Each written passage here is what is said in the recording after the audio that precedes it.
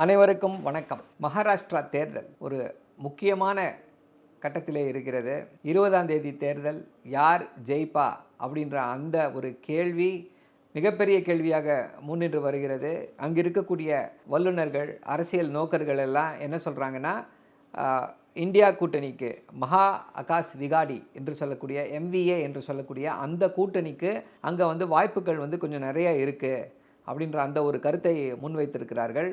முக்கியமாக இதற்கு காரணமாக என்ன சொல்கிறாங்கன்னா, பாஜக அங்கே இருக்கக்கூடிய குழப்பங்கள், அவர் ஏற்கனவே ஏக்நாத் ஷிண்டே அவர்கள் கட்சியை உடைத்துவிட்டு சிவசேனா கட்சியை உடைத்து போய் முதல்வராக மாறினார். அவர் மேலே அந்த ஒரு வெறுப்பு இருக்குது அப்படின்னு சொல்கிறாங்க. அதுதான் 2024 தேர்தலில் வெளிப்பட்டது. ஸோ அந்த வெறுப்பு, இவர் ஏற்கனவே இருக்கக்கூடிய கட்சிக்கு துரோகம் செய்து விட்டார் அப்படின்ற அந்த ஒரு பரிதாப உணர்வும் இவர்களுக்கு அனுகூலமாக இருக்கும் அப்படின்னு சொல்கிறாங்க. சிவசேனா உத்தவ் தாக்கரே அணிக்கு அனுகூலமாக இருக்கும் அப்படின்றத சொல்கிறாங்க. அதே போல் அங்கே இருக்கக்கூடிய அந்த மராத்தா ரிசர்வேஷன், அது ஒரு பெரிய தாக்கத்தை ஏற்படுத்தும். அந்த மராத்தா ரிசர்வேஷனுக்காக போராடியவர்கள் எல்லாம் இந்த MVA கூட்டணி, மகா விகாஸ் அகாடி, காங்கிரஸ், NCP சரத்பவார், சிவசேனா உத்தவ் தாக்கரே, இந்த கூட்டணிக்கு ஆதரவாக இருக்கிறார்கள். நானா பட்டேல் அப்படின்னு சொல்லக்கூடிய அந்த தலைவர் ஆதரவாக இருக்கார். அது ஒரு பெரிய தாக்கத்தை ஏற்படுத்தும் என்றதை சொல்கிறாங்க. அதே போல் இப்போ இந்த தேர்தலுக்கு முன்னால் லடுக்கி பட்லி அப்படின்னு ஒரு ப்ரோக்ராம், என்னென்னா நம்முடைய மகளிர் உரிமை தொகை திட்டம், கலைஞர் மகளிர் உரிமை தொகை திட்டத்தை தான் அங்கே நிறைவேற்றி அதனால் ஒரு பெரிய வெற்றியை ஈட்ட முடியுமா என்று நினைத்து கொண்டிருக்கிறார்கள். இதில் பார்த்திங்கன்னா, நாங்கள் யாரெல்லாம் 1500 ரூபா வாங்குறீங்கன்றது எங்களுக்கு தெரியும். அவங்க எல்லாம் யாராவது காங்கிரஸுக்கு பக்கம் போனீங்களோ, அவங்க ராலிக்கு போனீங்களா, அவர்களையெல்லாம் நாங்கள் அடையாளம் கண்டுகொள்வோம் அப்படின்னு மிரட்டல் விடக்கூடிய சூழ்நிலை உருவாகி இருக்கிறது. இது அந்த திட்டத்திற்காக ஒரு எதிர்ப்பையே கிளப்பி இருக்கிறது என்றே சொல்லலாம்.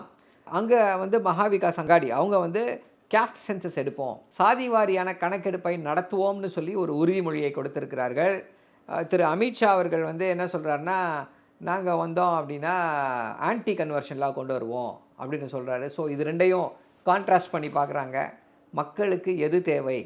இன்னொரு முக்கியமான விஷயம் என்ன அப்படின்னா, எப்படி இங்கே தமிழ்நாட்டிலே தமிழர்கள் என்ற அந்த ஒரு பெருமித உணர்வு இருக்கிறதோ, அங்கேயும் மகாராஷ்டிராலையும் அந்த மராத்தியர்கள் என்ற அந்த பெருமித உணர்வு அவர்களுக்கு கொஞ்சம் ரொம்ப ஜாஸ்தியாகவே இருக்கும்.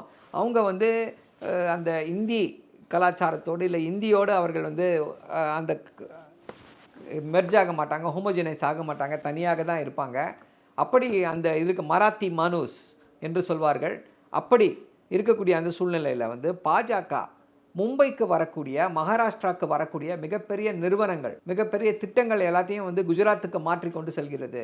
முக்கியமாக இந்த செமிகண்டக்டர் இண்டஸ்ட்ரி, இதுக்கு முன்னாடி 1.5 வருஷத்துக்கு முன்னாடி ஒரு செமிகண்டக்டர் இண்டஸ்ட்ரி மும்பையில் வருவதாக இருந்தது. அதை குஜராத்துக்கு கொண்டு போயிட்டாங்க. அதுவே மக்கள் மத்தியில் மிகப்பெரிய ஒரு வெறுப்பை கொடுத்தது. அதே போல் கிஃப்ட் சிட்டி, மும்பை இந்தியாவுடைய ஃபைனான்ஷியல் ஹப்னுவாங்க. அதில் ஃபின்டெக் சிட்டி, ஹைடெக் ஃபின்டெக் சிட்டியை மும்பையில் நிறுவுவதாகத்தான் முதலிலே திட்டம் இருந்தது.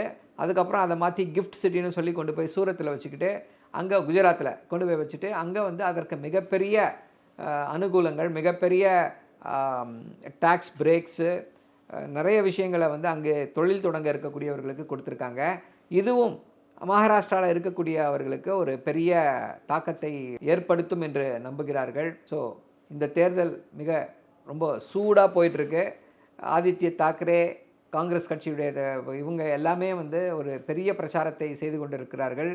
உத்தவ் தாக்கரேவுடைய பிரச்சாரம் மிகவும் கவனிக்கத்தக்க வகையில் இருக்குது, மக்களை கவரும் வகையில் இருக்குது. அவருடைய பேச்சுக்கள் மிக மிக ஆணித்தரமாக ஒரு அனல் தெறிக்கும் பேச்சாக இருக்கிறது அப்படின்றதையும் எல்லோரும் பதிவு செய்து கொண்டு வருகிறார்கள்.